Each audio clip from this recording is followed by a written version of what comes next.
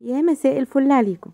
بما اننا جربنا بديل اللحمه المفرومه وعجبتني جدا، بس لاني كنت مجربه في شويه صغيرين وكمان كبده فراخ، فقلت ليه لا ان انا اجربها في حاجه تانية وتبقى فكره جديده. تعالوا بينا كده نشوف هنعمل ايه.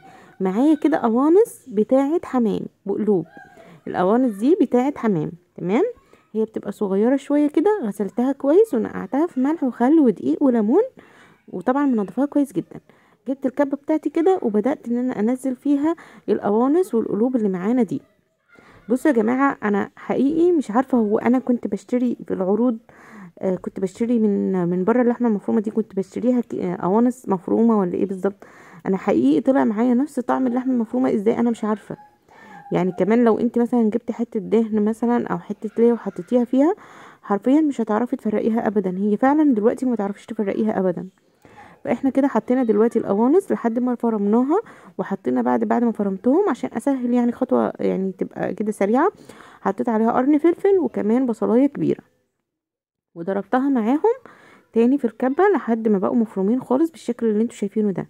معايا على النار حطيت حله فيها شويه زيت ونزلت بالقوانص بتاعتي هي والبصل، اديتهم تقليبه وحطيت عليهم ملح وفلفل اسود وكمون وكزبره وشويه قرفه.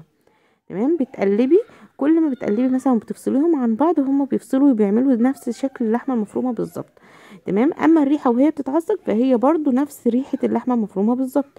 ازاي؟ انا برضو لحد دلوقتي مش فاهمه ازاي. فاحنا كده خلاص اهوت، هي ما بتاخدش وقت كبير.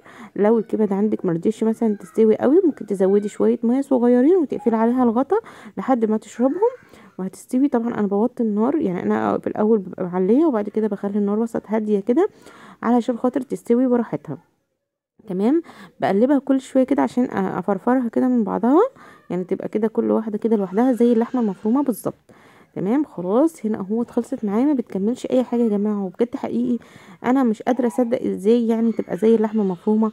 انا عملت منها مكرونه بشاميل، يعني مفيش اي اختلاف خالص. انا عيالي اكلوا وما عرفوش ان ده قوانص خالص. انا نفسي وانا كنت باكل ما كنتش فاهمه ايه ده بالظبط يعني.